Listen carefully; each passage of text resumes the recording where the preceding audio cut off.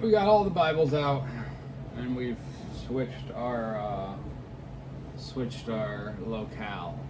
Same house, opposite side of the room that you guys are seeing.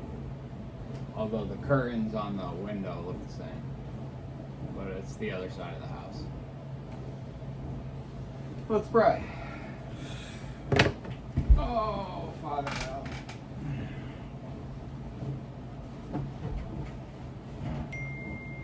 Father God, give us your words. Fill us up with your Holy Spirit, your Ruach HaKodesh.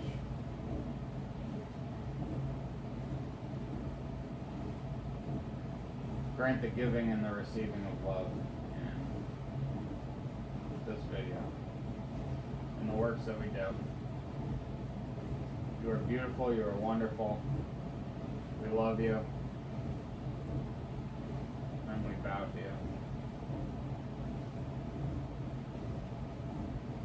In your Son's name, Yeshua HaMashiach. Amen.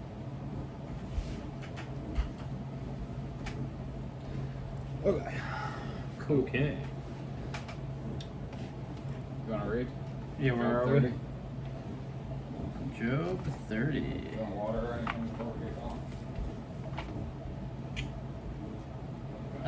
I'll get up for water. How's that? If I want it. I'll get up for water if I want it. How about that? Thank you. Unless we have to just sit in these chairs for 2 hours.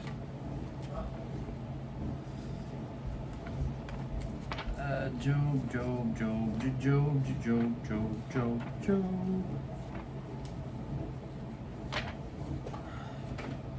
Doug's using the ESV, which was not at Job. I gave it to him at Acts 13, which is my irresponsible part, because actually... Wait, that's what we were on, too. That makes sense. That's what we were doing. That's what we were doing last night, but... Where's Job here, my friend? Job is before the prophets. Found him. There you go. What's it? What is it? 30. Alright, fine. Loud. Be I loud. was loud yesterday. Scream, yell, let the neighbors hear you. I'm more ready. Louder is not always better. It is louder, though. It's louder. But now they laugh at me. Men who are younger than I, whose fathers Louder.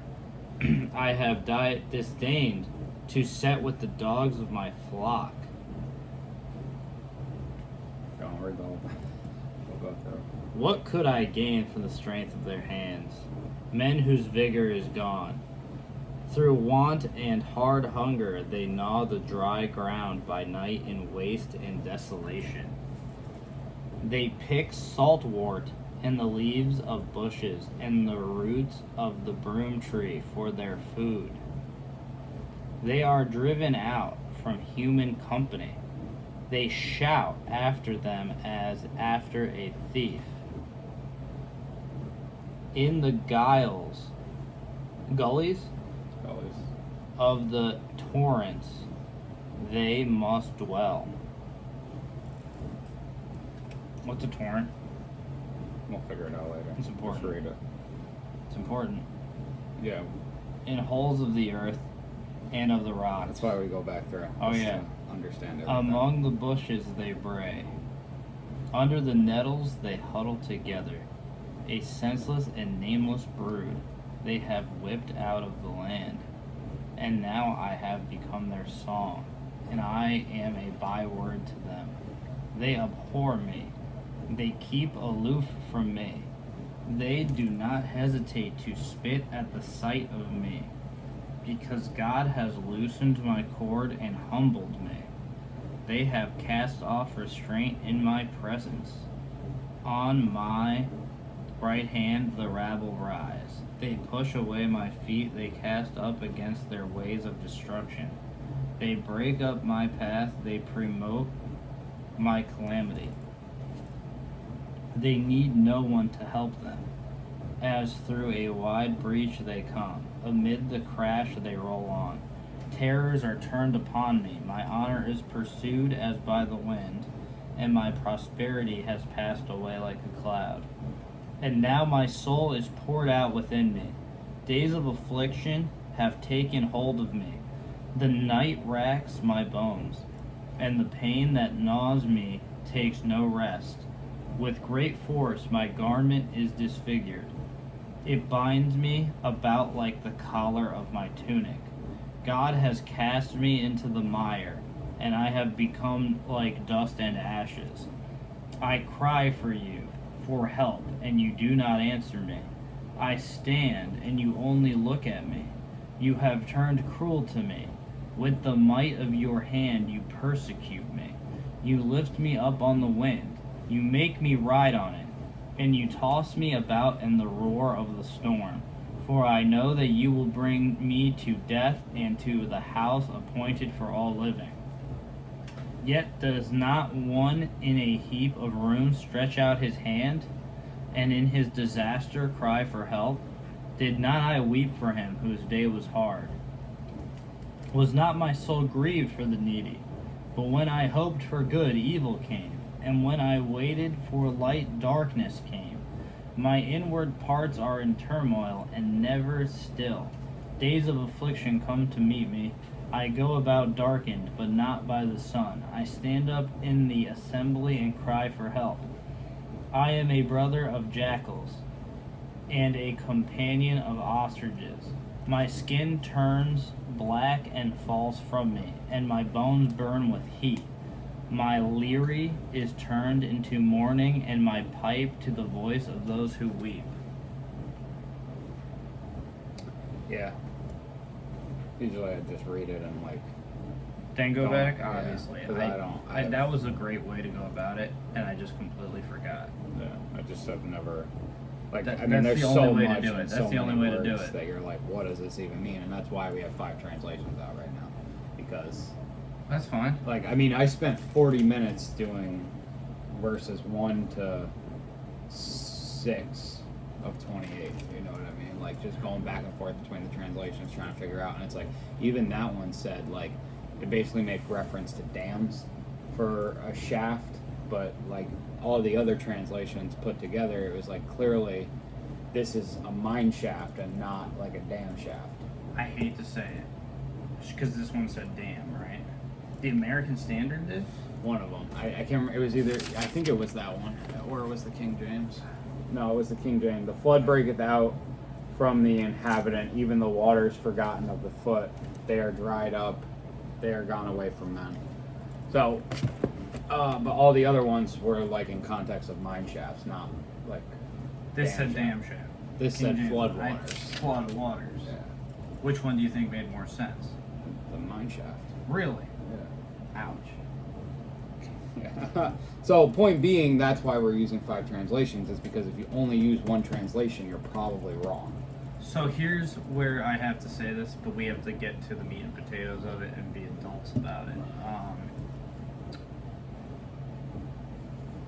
Some translations are made to actually give you a better idea about certain parts. Most translations are made so I, and I'm saying this like as an example when I say I, can put out a Bible to sell that makes me money that I legally can sell as a unique Bible. Mm-hmm. Which means they'll change a word just to sell the Bible, And that's which doesn't help the reader. no, that's the only. See, but the King James is the free one. It's because it's the oldest and it's whatever they call it, like the birthday song. I found Public domain. It's public domain. It's the Right. only Bible that's public domain. That doesn't mean that the ESV isn't a sweet translation, because I think it's the other one I choose. And what I like about the American Standard Bible is, I don't know who owns it, but the American Standard is an old Bible where the people who were making it, I feel, weren't messing around. Would you say that? I didn't know. And That's an old Bible. this is a American new Standard's American old. Bible. I don't No. have an American Standard, actually. I bet you the American Standard, this is my guess, is different significantly than the New American Standard. The American Standard is It's more like King James, reliable. New King James. Because New King James isn't the King James at all. Alright. But now they laugh at me. Those younger than I, whose fathers I would have refused to put with my sheepdogs. I know, this is a little bit of he didn't have respect for these guys. And now he's being laughed at. And this is more about Joel's downfall versus he doesn't really care about these people. He obviously doesn't have respect for them. But now the people he doesn't respect are disrespecting him. Well, he respected them. Why did he say I wouldn't have them? Like here, he says lots of things. Like, I would have disdained to set with the dogs of my flock. What was the thing you just read about what he wouldn't?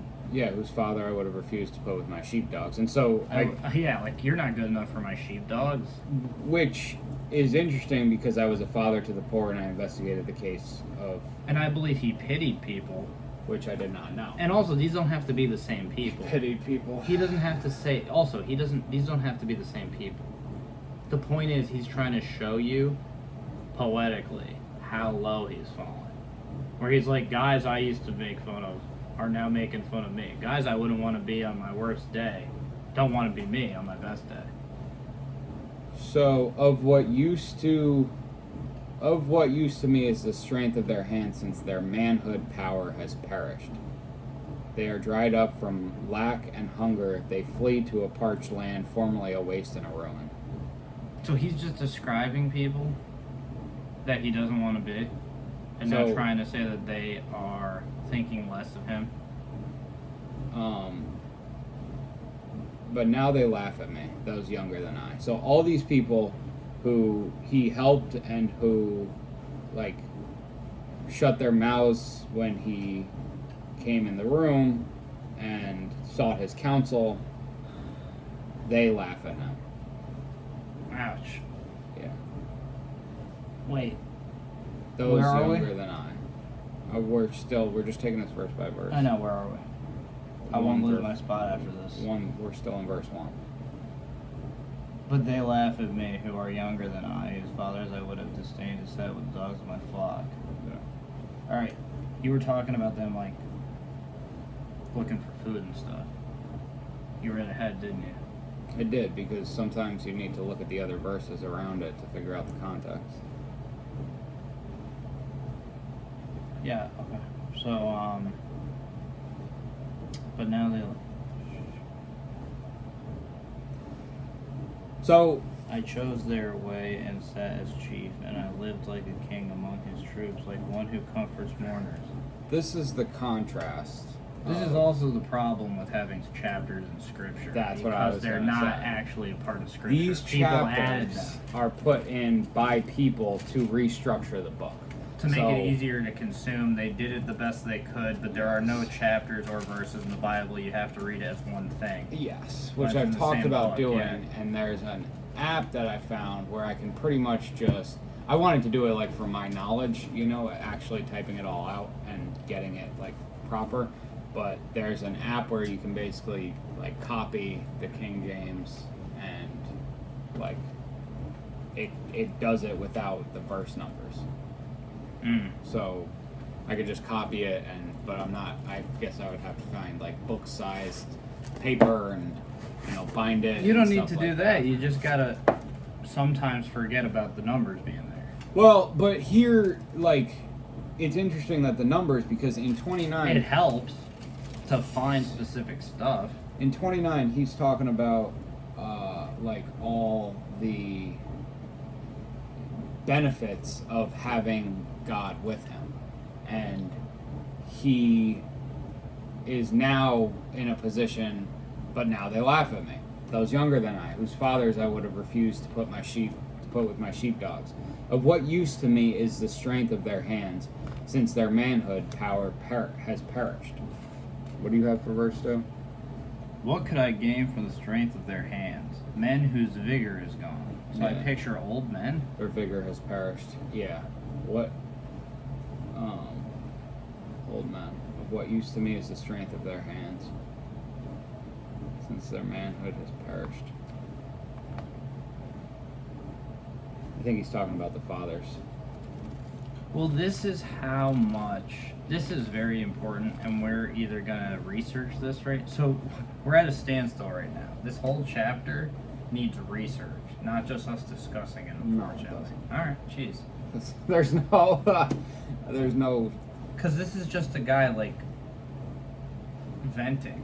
But why are we going to take somebody, why are we going to Google, what does Job chapter 30 mean? Like, because God, who's with us, knows.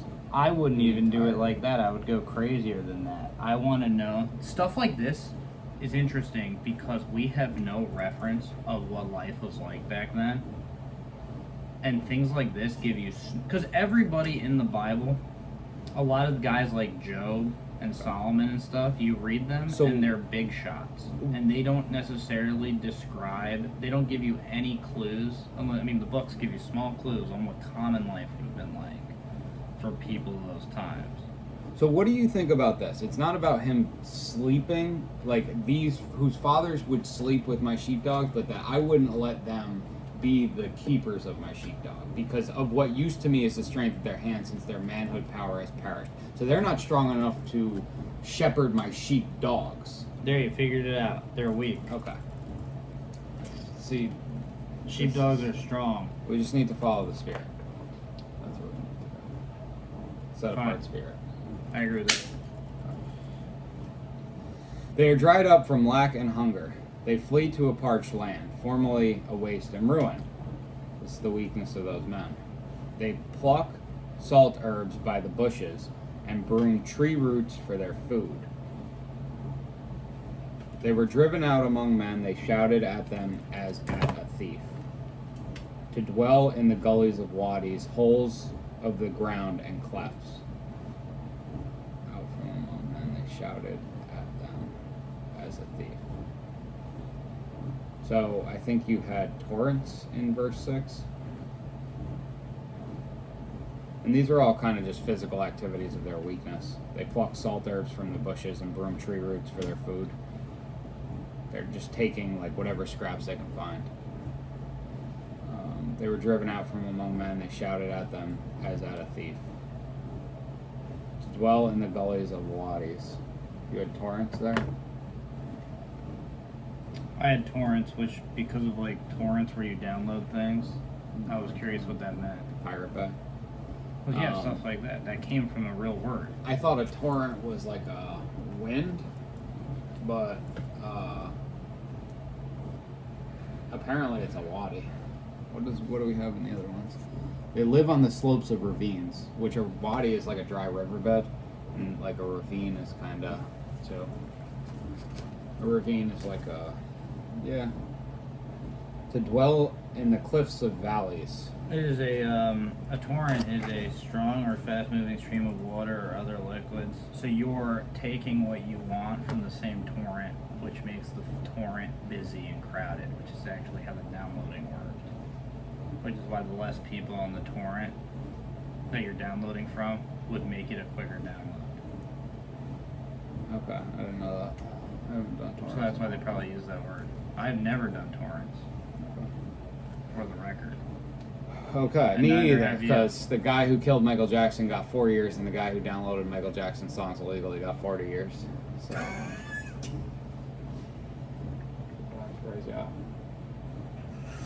Alright, let's focus on Yah.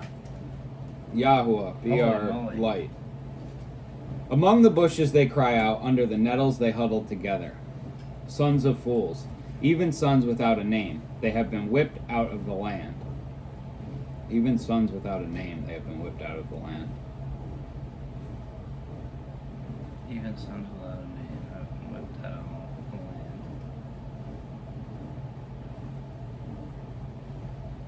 Man, I love this book. Job, it's just...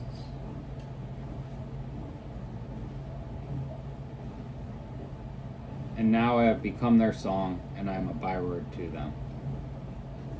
These are It's just straightforward. men who have... Obviously, sons without a name is like without a reputation, but Yep.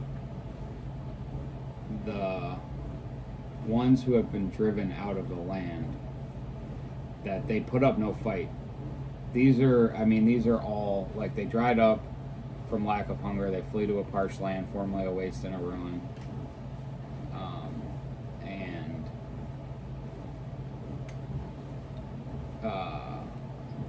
They have been whipped out of the land without a name. So, like, these are men who for no reason got pushed out of the land, and they're still like they're just fleeing.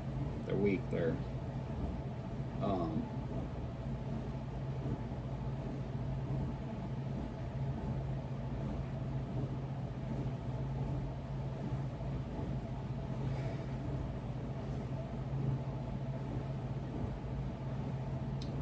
like when the fight comes down the street and they don't even try and like keep their land. They just run.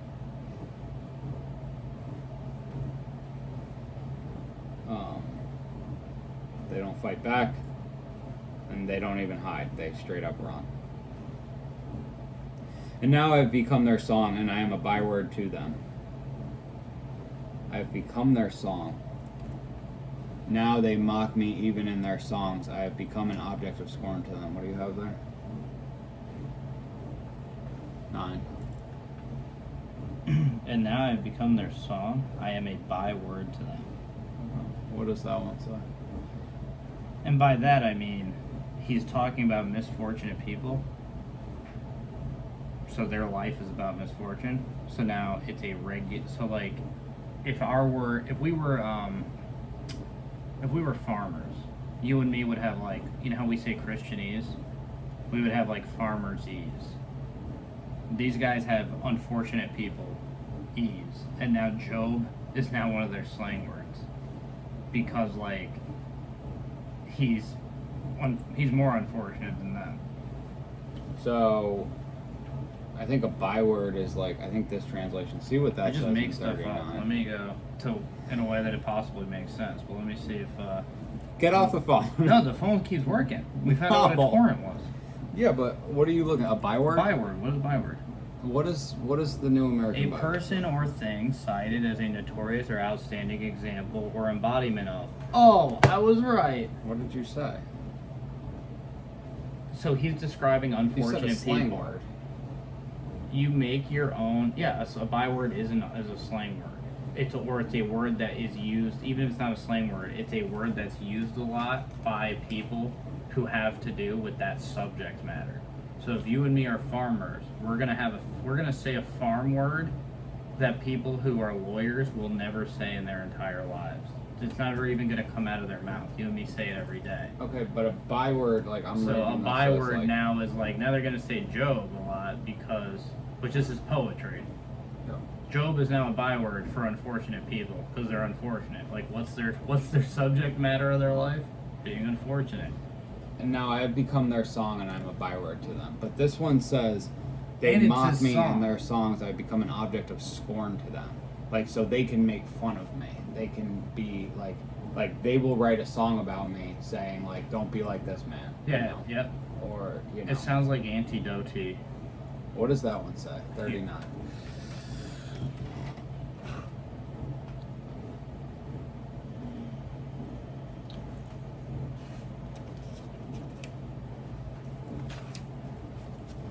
Nine not on there. Which one is it? 39. What chapter are we on? 30. That's what I thought.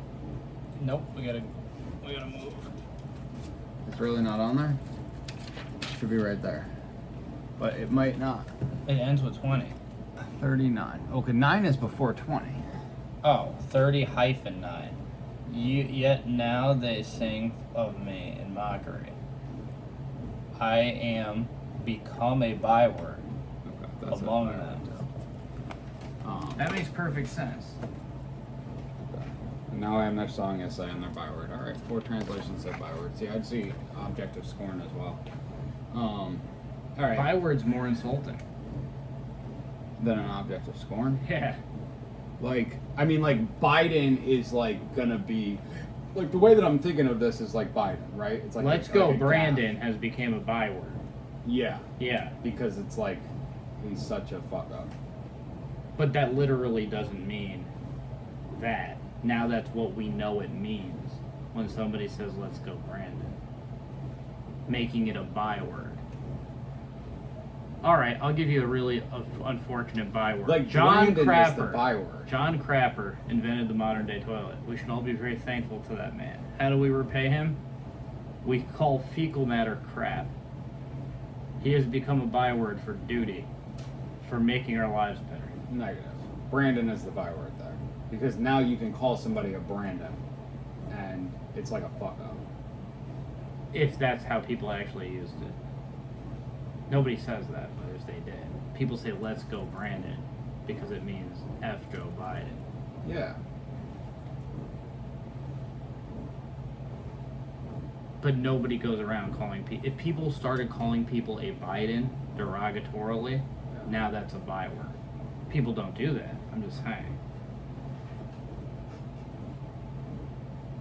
I'm explaining what a byword is. That's not. It's okay that you didn't pick a real byword. All right, let's move on to chapter 10. All right. They have loathed me, they have kept far from me, and did not refrain from spitting in my face. Because he has loosed my bowstring and afflicted me, they have thrown off restraint in my presence.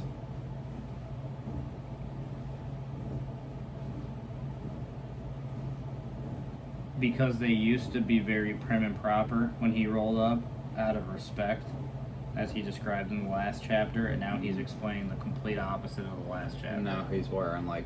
He's like, now they don't care. Now they don't straighten themselves up when I walk by. Because they he don't looks treat me like a like the bum. president. Yeah. Yeah. At my right hand a brood rises. They pushed away my feet. And they rise up against me their destructive ways. They raise up against me their destructive ways. Yeah, this is all just contrast to, like, 29 and 30 are just, like, black and white of the way that he's being treated by the public. Well, it's not all just contrast, but that's a large part of this beginning here. They have broken up my path. They gain by my ruin. No one restrains them. No one restrains them. He's expecting people to help, and he's even said a couple times of his friends that, like, they're not...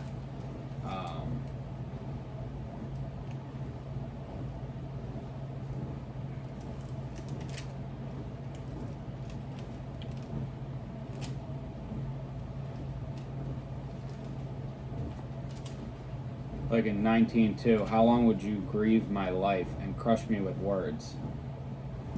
These 10 times you have insulted me, shamelessly you attack me. Even if I have truly gone astray, my straying remains with me. He's saying, like, nobody's helping him.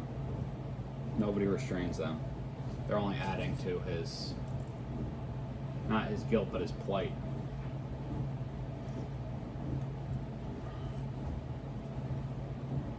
They come as through a wide breach, rushing on me under the ruins. He's feeling attacked. Destructions are turned upon me. They pursue my life as the wind, and my welfare has passed like a cloud.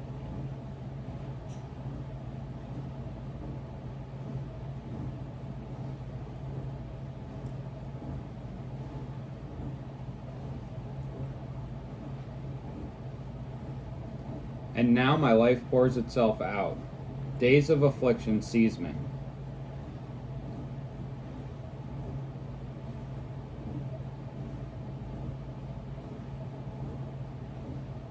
My bones have been pierced in me at night, and my gnawings never lie down.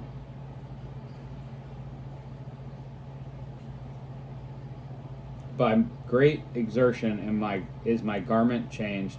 It girds me as the collar of my coat, throwing me into the mud, and I have become like dust and ashes. Yeah, these are kind of simpler metaphors.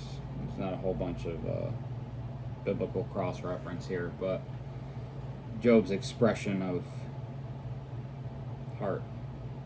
I cry out to you, but you do not answer me. I stand up, but you only look at me. You have become cruel to me. With the power of your hand you oppose me. I know that there's a cry out verse. And a power of your hand. They oppose me.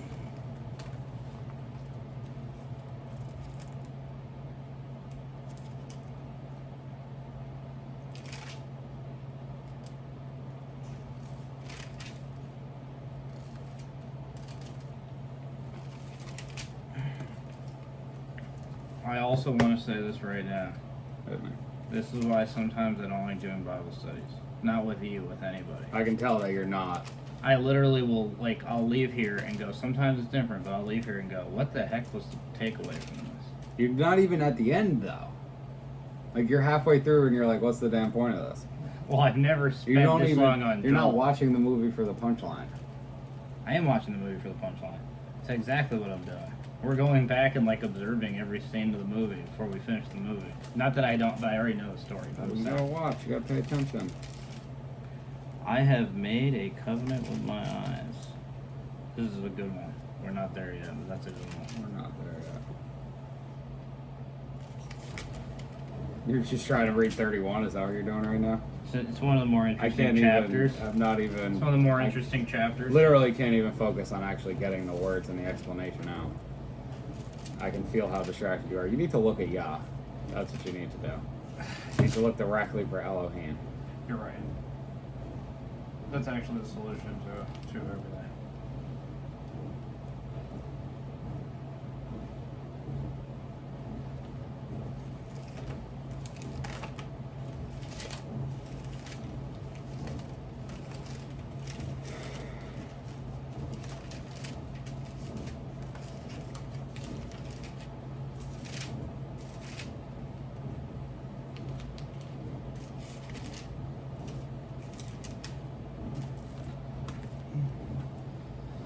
Ezekiel 37, the hand of Yahweh was upon me, and took me out by the Spirit of Yahweh, and set me down in the midst of the valley, and it was filled with bones. And he made me pass among them all around, and see, there were very many on the surface of the valley, and see, they were very dry. And he said to me, Son of man, would these bones live? And I said, O Master Yahweh, you know. Again he said to me, Prophesy to these bones, and you shall say to them, O dry bones, hear the word of Yahweh. Thus said the Master Yahweh to these bones, See, I am bringing into you a spirit, and you shall live. I shall put sinews on you, and bring flesh upon you, and cover you with skin, and put a spirit in you, and you shall live. And you shall know that I am Yahweh. And I prophesied as I was commanded, and as I prophesied there was a noise, and there was a rattling, and the bones came together bone to bone. And I looked and saw sinews and flesh came upon them, and skin covered them, but there was no spirit in them. He then said to me, Prophesy to the spirit, prophesy, son of man, and you shall say to the spirit, Thus said the Master Yahweh, Come from the four winds, O spirit, and breathe on these killed ones, so that they live. And I prophesied as he commanded me, and the spirit came into them, and they lived, and stood upon their feet a very great army. And he said to me, Son of man, these bones are all the house of Israel. See, they say, Our bones are dry, our expectancy has perished, and we ourselves have been cut off.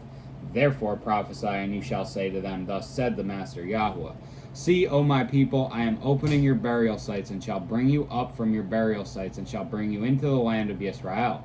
And you shall know that I am Yahweh when I open your burial sites, my people, and bring you up from your burial sites, and I shall put my spirit in you, and you shall live. And I shall settle you in your own land. And you shall know that I, Yahweh, have spoken, and I have done it, declares Yahweh. And the word of Yahweh came to me, saying, and that's the second part of 37 that we're going into, but crying out, standing up.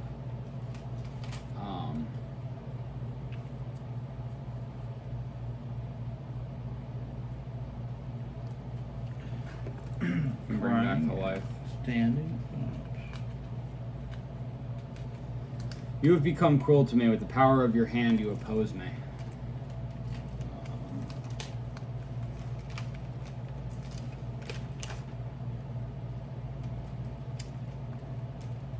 Right, so this is when he starts accusing God of things.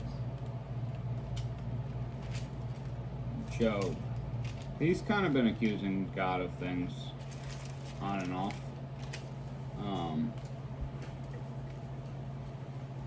It's 52. I thought that it was another one. 16 maybe? 14, 12, 13.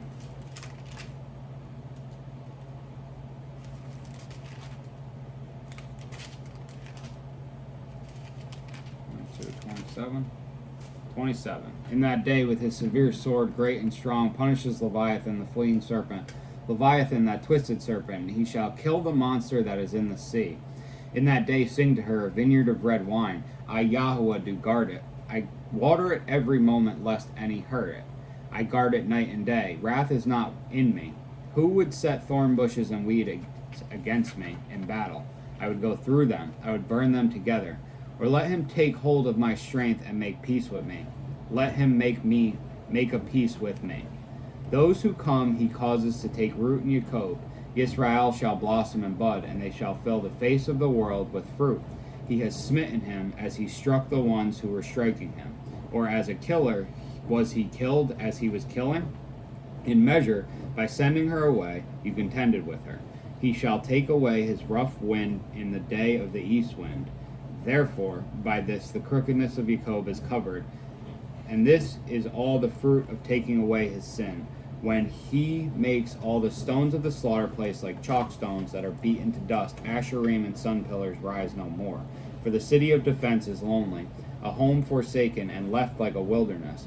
There the calf feeds, and there it lies down, and shall consume its branches.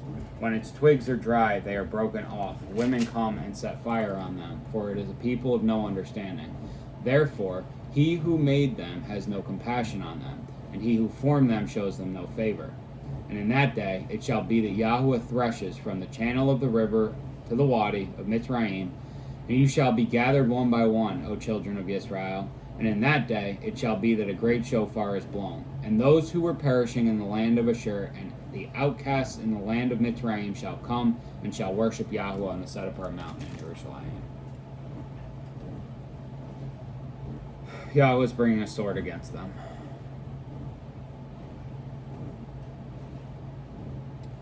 You lift me up to the wind, making me to ride it, and you melt me in a storm. We talked about the wind, that he's removing the wind, and he's going to remove the rough wind.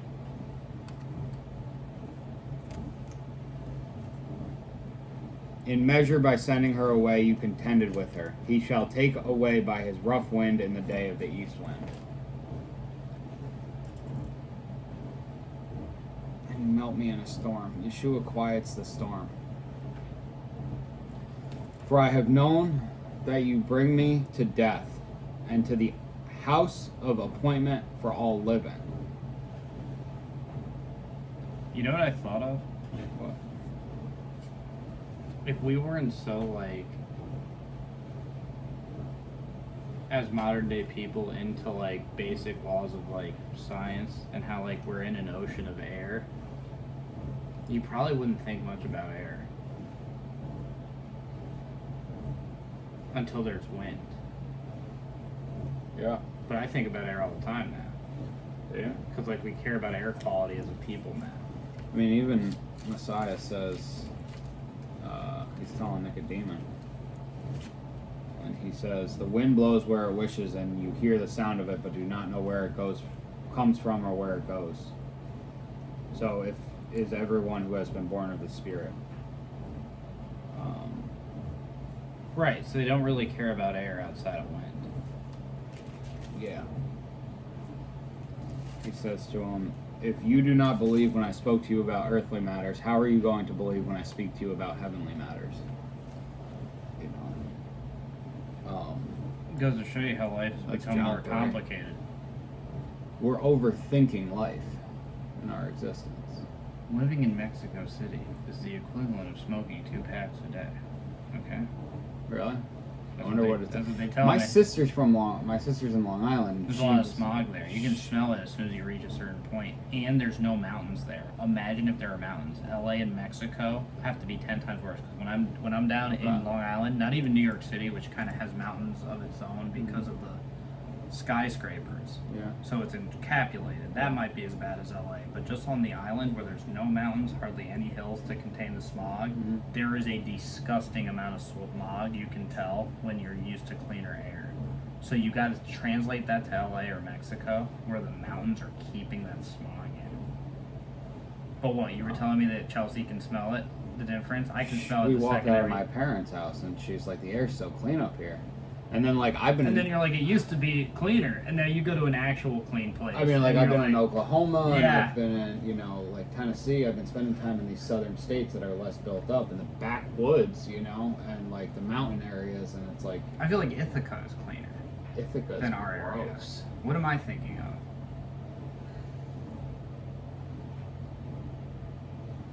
What am I thinking of? Like just that area though. Sometimes central New York is clean. The Finger Lakes. Well, like there's cleaner parts over there, but Ithaca is like a city. And Sure. I say Ithaca's gross because the sidewalks say kill cops and there's Palestinian flags. But the air might be okay. The air, yeah, I guess the air's not terrible. Yeah. All right, we're talking about air. We are talking about air and not people. Oh, and bricks and I don't know. I just associate like big. I cut myself on a needle today. It's when kind of I was like walking on the Saratoga. beach, but yeah, I don't know how the air It's quality very is in like Saratoga. I feel like it's comparable to here, To here, yeah. which like there's like industry here, Yeah. fortunately. But Yeah. even like, yeah, there is industry here. Yeah, like when you go up. Yeah, like when I was on the farm, I did I think John 12, the farm video, and farms can be disgusting. You can smell cow shit But being he in a didn't have farm. You're cows. just dying. Oh, okay. it was just like 60 acres and 120 acres, like separate properties abutting each other, that were just like Not making stuff. not doing And it's anything probably except clean, yeah. vegetating. Yeah. And there were like ponds everywhere, and so it had like an ecosystem of filtration. Poor Chelsea. Maybe she'll move. Never. She's trying to buy a house down there. The only person doing that. Nah. She's going the other way. Apparently not. She's about to spend $600,000 on a house this big. Is it big? It's this big. It's as big as my That's house. what I explained. Well, good for her. All right. For I have known that you bring me to death and to the house of appointment for all living. There's a. To get off topic, Oklahoma, you felt where you were was like very good smelling, clean. Because you never know what you're getting anywhere. Like I said, everything is so contained. Like Birmingham. Alabama? Well, Alabama probably has some wicked Say clean Birmingham, places. no. Birmingham has like some of the dirtiest air Alabama's because of like, disgusting. well, because they have steel, they have paper, and they'll have steel and paper in the same damn town, and you can't live there. And so, because I'm thinking about Lake George and like all the mills up in Glens Falls. Could fuck you up. I know you can smell Finch paper everywhere in Glens Falls, which you know what I'm talking about, unless you haven't like I'm ever not sure putzed what around Finch there. Okay. All right. Deuteronomy 21:18. When a man has a wayward and rebellious son who is not listening to the voice of his father or the voice of his mother, and who, when they have disciplined him, does not listen to them, then his father and his mother shall take hold of him and bring him to the elders of his city, to the gate of his city, and shall say to the elders of his city, This son of ours is wayward and rebellious. He is not listening to our voice. He is a glutton and a drunkard. Then all the men of his city shall stone him to death with stones. Thus you shall purge the evil from your midst, and let all Yisrael hear and fear. And when a man has committed a sin worthy of death, then he shall be put to death, and you shall let him hang on a tree. Let his body not remain overnight on the tree, for you shall certainly bury him the same day. For he who is hanged is accursed of Elohim, so that you do not defile the land which Yahweh your Elohim is giving you as an inheritance. I have known that you bring me to death, and to the house of appointment for all living. For I know that you have bring me to death and to the house appointed for all living.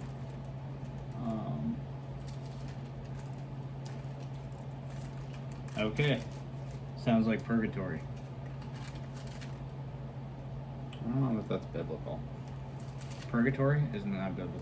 It kind of is, it kind of isn't. It's a Catholic Literal, construct, right? literal purgatory from Catholicism is not biblical.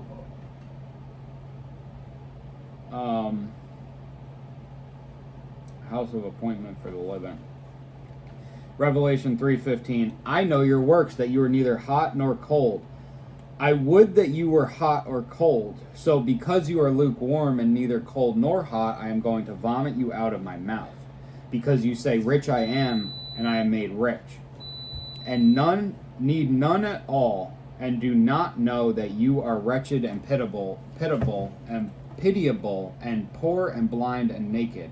I advise you to buy from me gold refined in the fire, so that you become rich, and white garments, so that you become dressed, so that the shame of your nakedness might not be shown, and anoint your eyes with ointment, so that you see.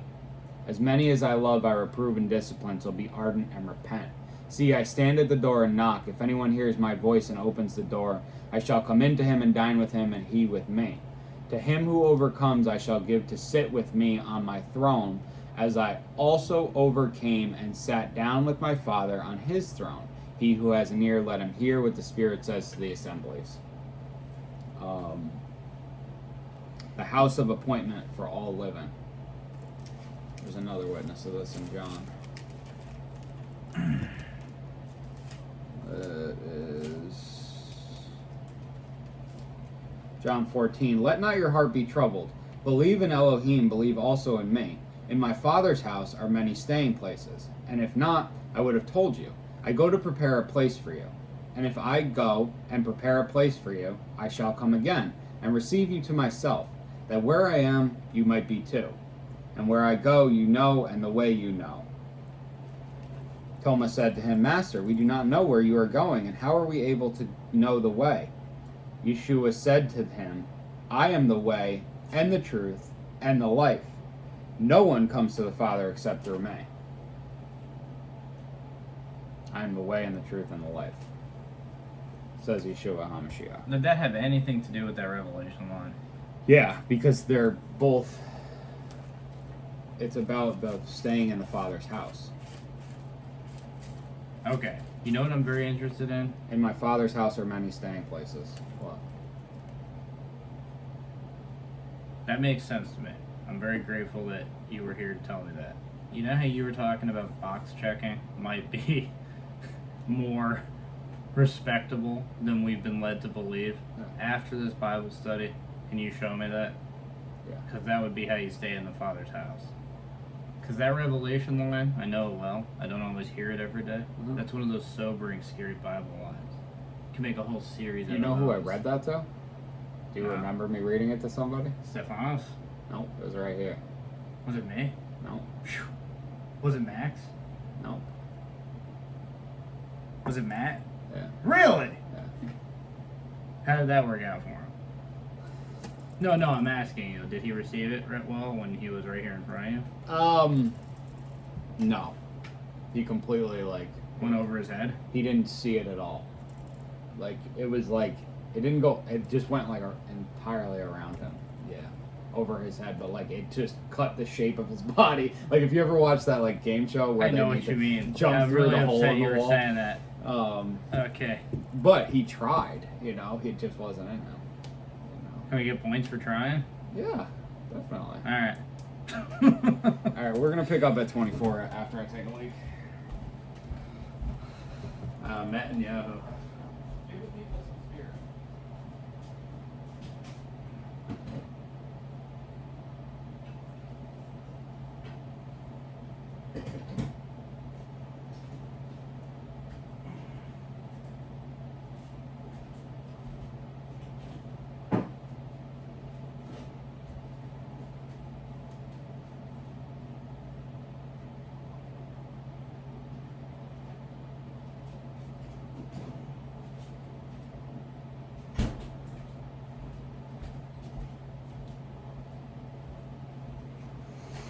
Ah.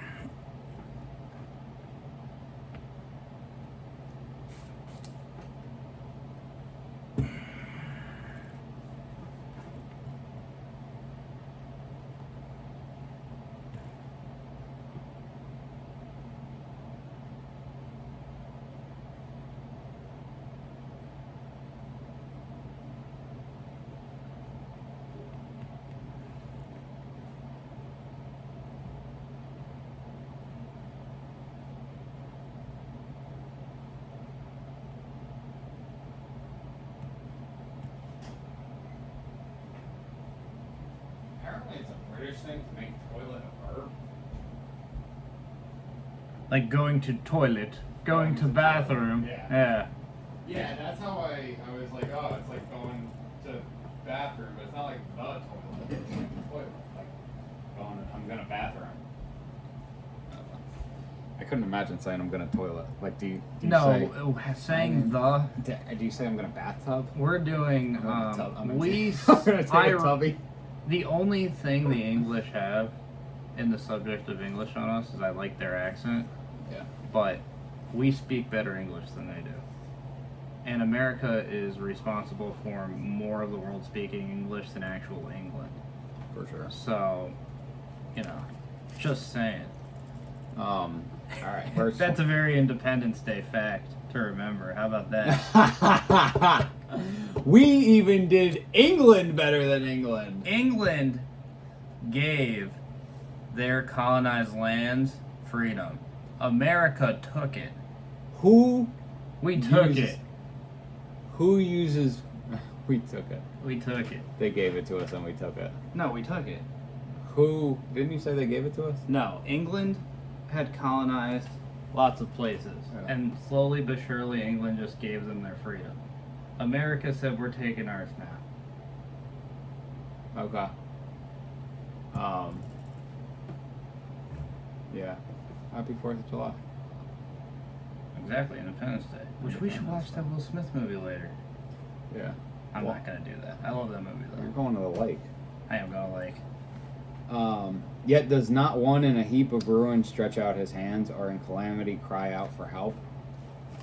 We are going to go to Psalm 73. Oh, David. Which may or may not have been written by David, but... We've read this before. That's what you tell people in Sunday school. Written by David. Yeah. Yet I am always with you. Verse 23. You took hold of my right hand. His ability to reach out his hand.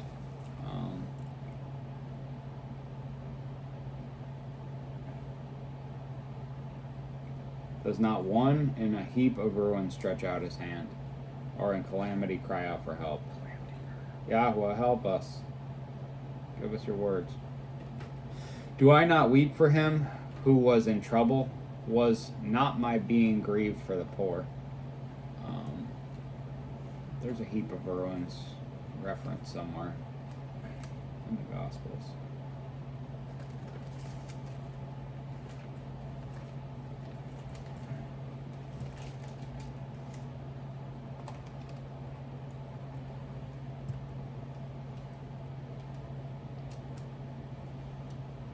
(2:19, 2:18), and the Yehudim answered and said to him, what sign do you show to us, since you are doing these?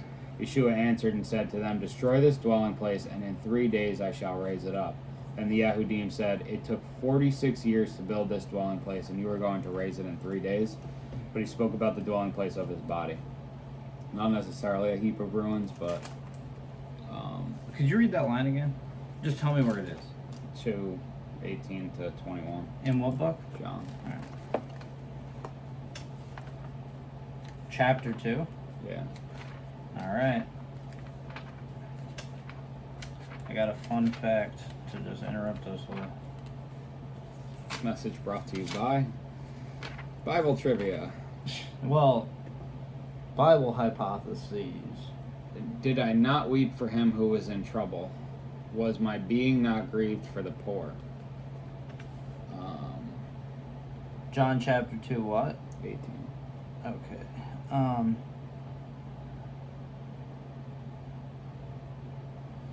So I have 46 years. What about you?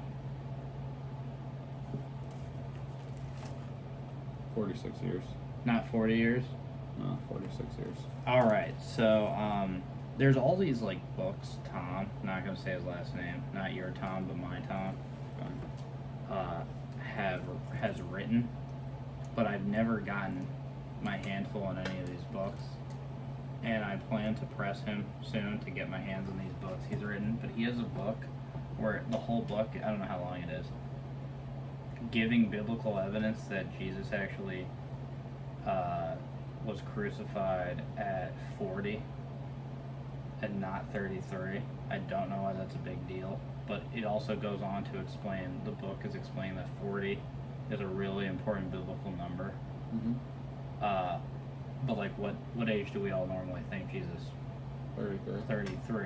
So I thought this said 40 real quick, and it says 46 years. Either way, Jesus was talking about himself in comparison to the temple.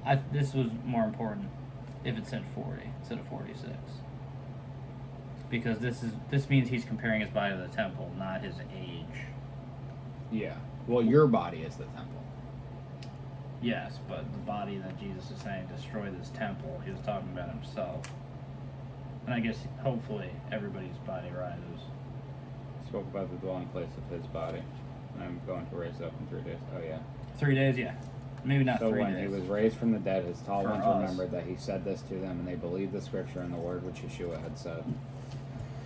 All right. Yeah, I don't care about Tom's books. Or Joel Osteen's books, or anybody who writes books on the Bible. Okay. You know, like, all right.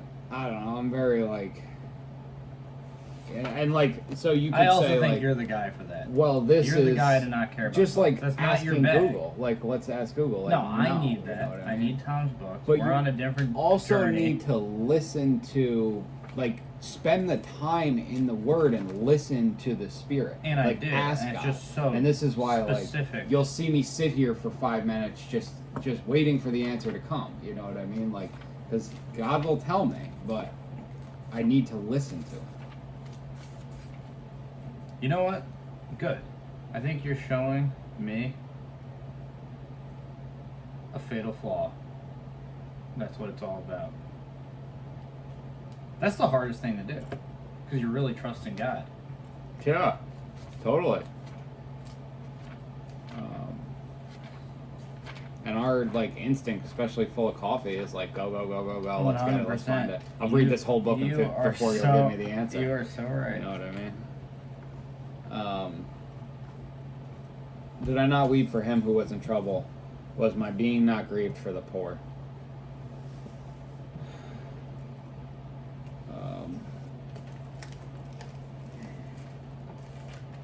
Are we going somewhere else now? We're going to John 11. What's making you do this? What do you mean? Why do we keep going to John? Well, so we're going to the gospel, but I'm using a lot of John, I think, because I've already read John on camera. So one, everybody else should have read John with me, but it's also fresh in my mind. But like I'll use, like, I mean, we were in, like, I haven't done Isaiah or Ezekiel, you know what I mean? Like, I'm trying to use different, I'm just going where the Spirit, like, what makes you pick Deuteronomy 21? Well, that's where the Spirit sent me. You know what I mean? That is That's my the following question. of the Spirit, and that's the looking at Yah. Look at Yah, watch where His Spirit goes, and then go there. All right. Look at Yah. There he is. He's not always there. I had to. He I'm doesn't so sorry. physically have to be there. He is there, but He's here. He's in this table. He's in everything. None of this exists without Him.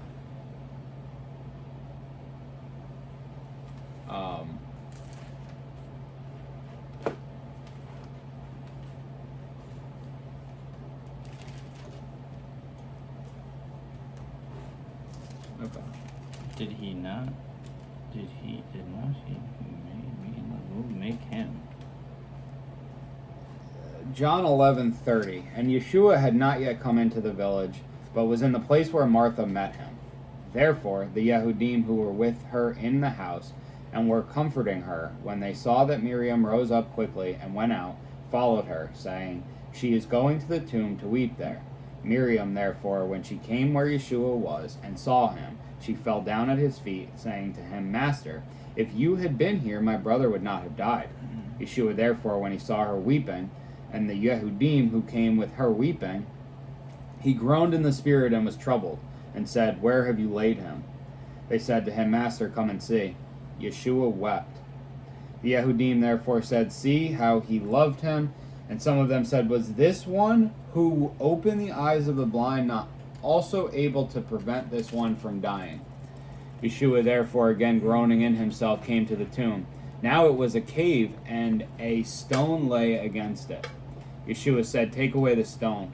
Martha, the sister of him who died, said to him, "Master, already he smells, for it is 4 days."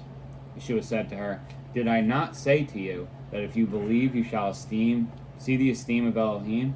So they took away the stone where the dead man was laid, and Yeshua lifted up his eyes and said, "Father, I thank you that you have heard me, and I know that you always hear me.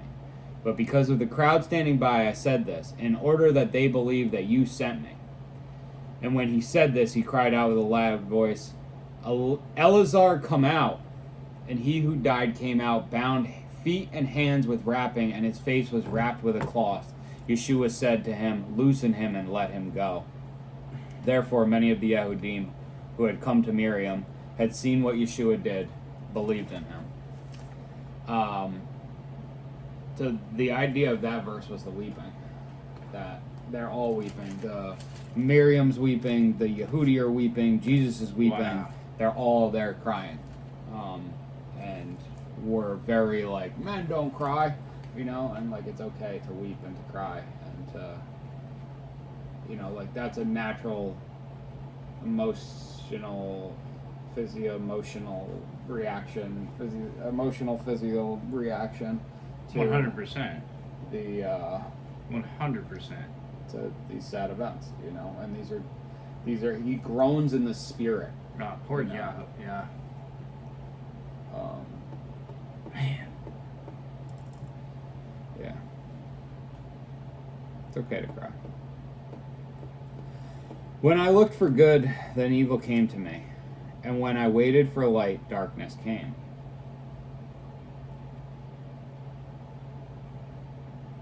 My inward parts boiled and did not rest. Days of affliction went before me.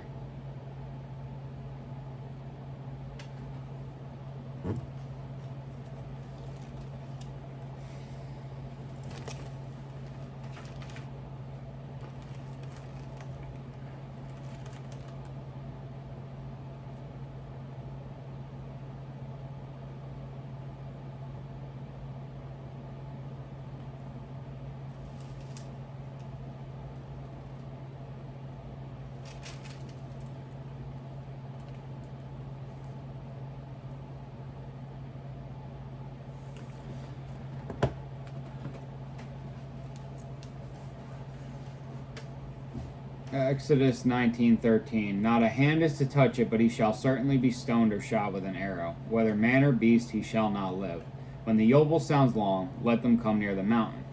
And Moshe came down from the mountain to the people and set the people apart, and they washed their garments. And he said to the people, "Be prepared by the third day.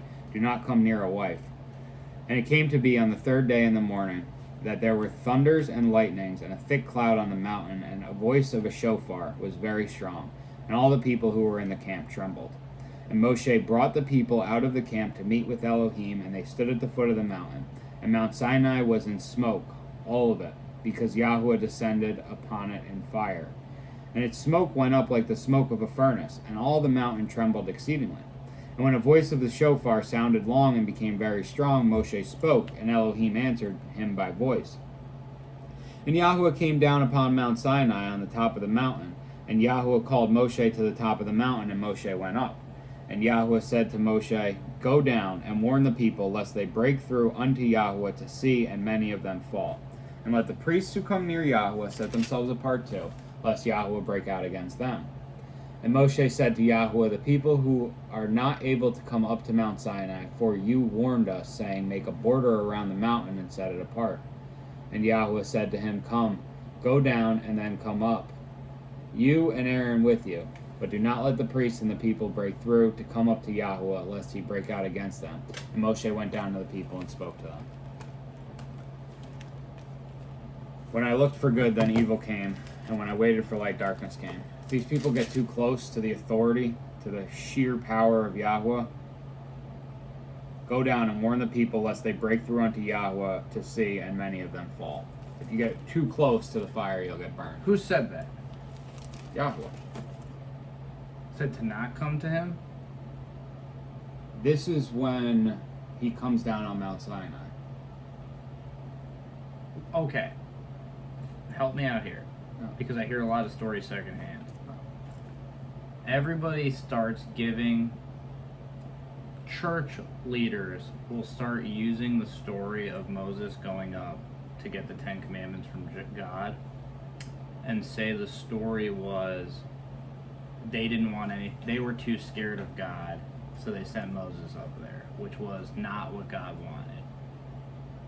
God wanted them up there, so he instead had to give them the Ten Commandments because only Moses was going up there. So they wanted kind of like a representative relationship with him.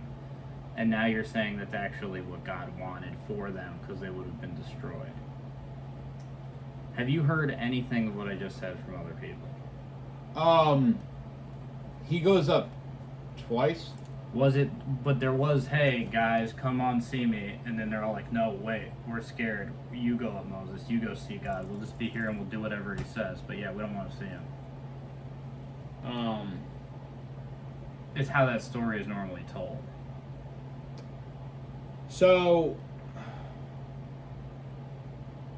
it seems like they're bending it, because the way, and we haven't done Exodus together, but the way that I remember it, obviously this is what it is, like they make the covenant in 19, and then Moses goes up and he literally just says, warn the people lest they break through. But what they're supposed to be doing is waiting at the foot of the mountain, and then they make the golden calf. And so they're supposed to be there, tentative, ready for Moses to come down and follow him when he gets there, and instead they get distracted and go horn. Does that answer your question? So that is, so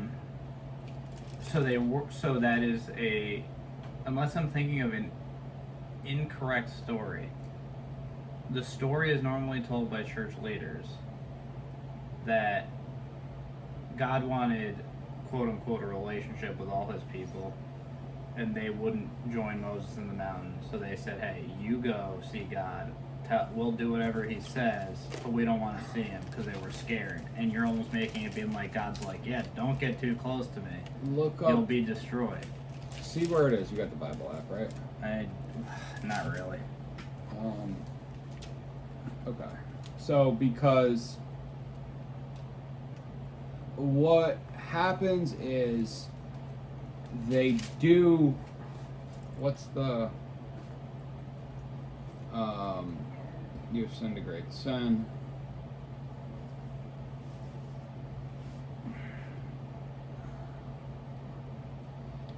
Exodus 33. So in 32 they make the golden calf. They slay the people who worship the calf. The Levites come and say, we're not going to worship the calf. And then 33:12, thus Yahweh spoke to Moshe face to face as a man speaks to his friend. And he would return to the camp, but his servant Yehoshua son of Nun, a young man, did not leave the tent. And Moshe said to Yahweh, see, you are saying to me, bring up this people, but you have not made known to me whom you would send with me, though you have said, I know you by name, and you have also found favor in my eyes. And now, please, if I have found favor in your eyes, please show me your way, and let me know you, so that I find favor in your eyes, and consider that this nation is your people. And he said, my presence does go, and I shall give you rest. And he said to him, if your presence is not going, do not lead us up from here. For how then shall it be known that I have found favor in your eyes, I and your people, except you go with us? Then we shall be distinguished, I and your people, and from all the people who are upon the face of the earth. So there's context for that. The verse that I'm thinking of is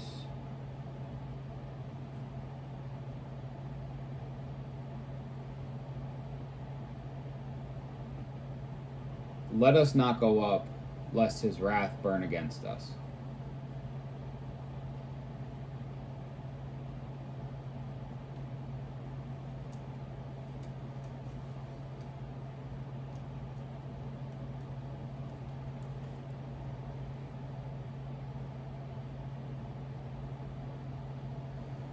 For how then shall it be known that I have found favor in your eyes, I and your people, except you go with us? Then we shall be distinguished, I and your people, from all the people who are upon the face of the earth. And Yahweh said to Moshe, even this word you have spoken I shall do. For you have found favor in my eyes, and I know you by name. Then he said, please show me your esteem. And he said, I shall cause all my goodness to pass before you, and I shall proclaim the name of Yahweh before you. And I shall favor him who I favor, and shall have compassion on him who I have compassion. But he said, you are unable to see my face, for no man does see me and live. And Yahweh said, see, there is a place with me, and you shall stand on the rock. And it shall be, while a steam passes by, that I shall put you in the cleft of the rock, and cover you with my hand while I pass by. Then I shall take away my hand, and you shall see my back, but my face shall not be seen. And Yahweh said to Moshe, cut 2 tablets of stone like the first ones, and I shall write on these tablets the words that were on the first tablets which you broke. And be ready in the morning, then you shall come up in the morning to Mount Sinai, and present yourself to me there on the top of the mountains. And let no man come up with you, and let no man be seen in the mountain, and let not even the flock or the herd feed in front of the mountain. And he cut 2 tablets of stone like the first ones. Then Moshe rose early in the morning and went up Mount Sinai as Yahweh had commanded him. And he took 2 tablets of stone in his hand. And Yahweh came down in a cloud and stood there with him, and proclaimed the name Yahweh. And Yahweh passed before him, and proclaimed, Yahweh, Yahweh, an El compassionate and showing favor, patient and great in loving commitment and truth, watching over loving commitment for thousands, forgiving crookedness and transgression and sin, but by no means leaving unpunished, visiting the crookedness of the fathers upon the children and the children's children to the 3rd and 4th generation. And Moshe hurried and bowed himself to the earth and did obeisance, and said, if now I have found favor in your eyes, O Yahweh, I pray, let Yahweh go in our midst, even though we are a stiff-necked people, and forgive our crookedness and our sin, and take us as your inheritance. And he said, see, I am making a covenant. Before all your people I am going to do wonders such as have not been done in all the earth, nor in any nation. And all the people among whom you are shall see the work of Yahweh, for what I am doing with you is awesome. Guard what I command you today. See, I'm driving out from before you the Amorite and the Canaanite and the Hittite and the Perizzite and the Hivite and the Jebusite. Guard yourself, lest you make a covenant with the inhabitants of the land where you are going, lest it be a snare in your midst.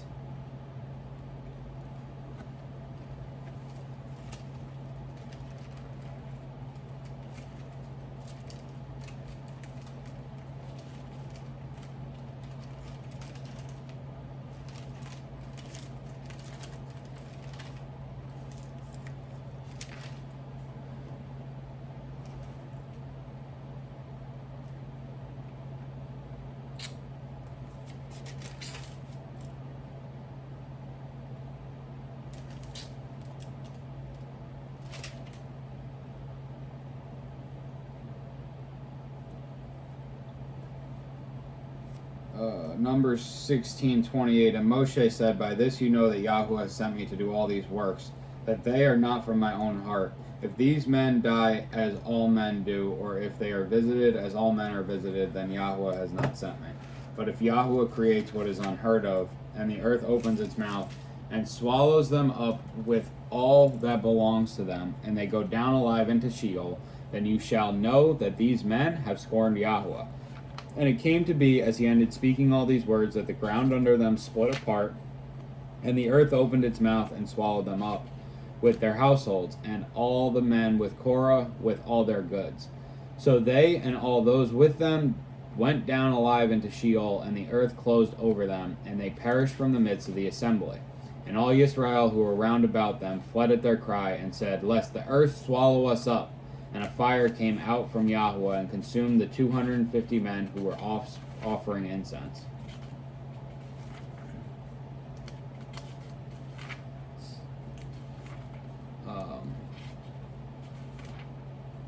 Yahweh spoke to Moshe, saying, say to Eleazar, son of Aaron, the priest, to pick up the fire holders out of the blaze, for they are set apart, and scatter the fire some distance away.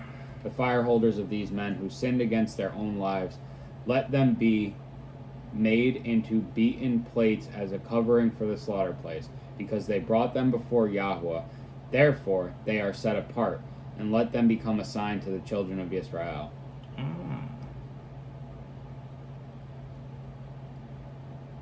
And Eleazar the priest took the bronze fire holders, which those who were burned up had brought, and they were beaten out as a covering on the slaughter place, a remembrance to the children of Israel, that no stranger who is not of the seed of Aaron should come near to offer incense before Yahweh, and not be like Korah and his company, as Yahweh has said to him through Moshe. But all the congregation of the children of Israel grumbled against Moshe and against Aaron on the next day, saying, You have killed the people of Yahweh. And it came to be, when the congregation assembled against Moshe and against Aaron, that they turned toward the tent of appointment, and see, the cloud covered it, and the esteem of Yahweh appeared. And Moshe and Aaron came before the tent of appointment. And Yahweh spoke to Moshe, saying, Arise from amidst this congregation, and let me consume them in a moment. So they fell on their faces.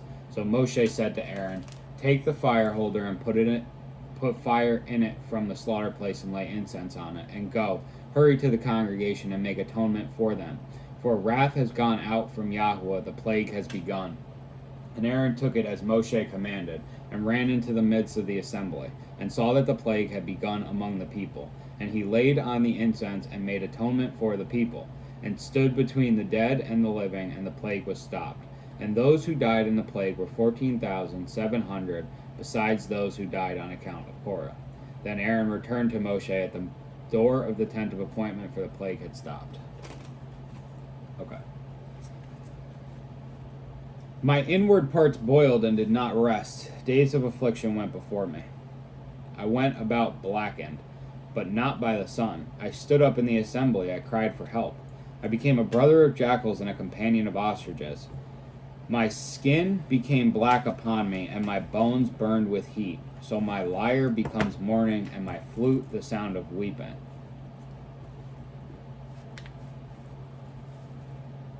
Did I not weep for him who was in trouble?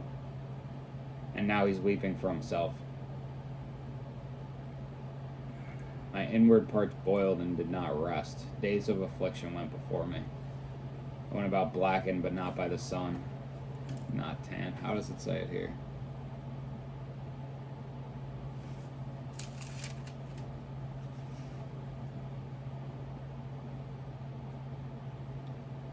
I walk about gloomy. Oh, gloomy. But not by the sun.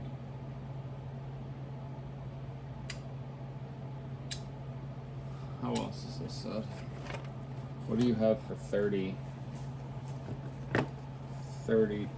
28? I went mourning without the sun. I stood up and cried in the congregation. I'll check that one too. I go about darkened, but not by the sun. I stand up in the assembly and cry for help. Nope, that was awesome. You said 28? 28. Yep, that was it. Yeah. See what this one says. Alright. It's gonna be on the next page, yeah. I go about in gloom without the sun.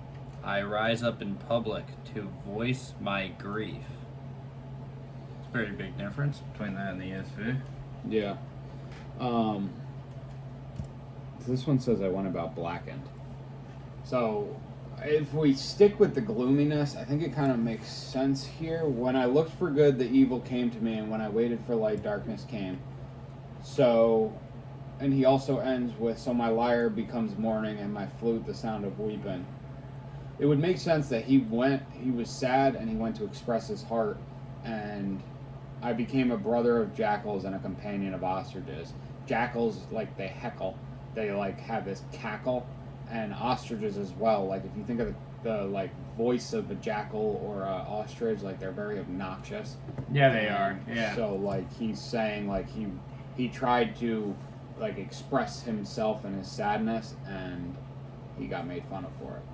And this is a guy who wouldn't do that to anybody. Probably hearing everybody do this. Did I not weep for him who was in trouble? Yeah. Ah, poor Job. Yeah. But you got to remember, Job was considered blameless by God, so he really was that guy. My skin has blackened and fallen off. My bones burn from the heat. Now, people have taken this as literally.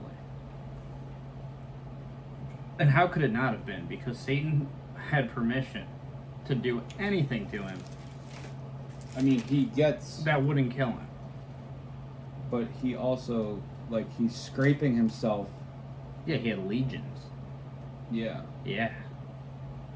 Sores from the sole of his foot to the crown of his head in 2:7. And so yeah, what does that one say in 30? All right, 30. It's gonna be on the left here. My blackened skin falls away from me. Yeah. The heat scorches my very frame. Whatever. That doesn't really paint a picture. Like thinking like the Black Plague too, you know, like whatever that just was. this- Yeah, but just unique to Job.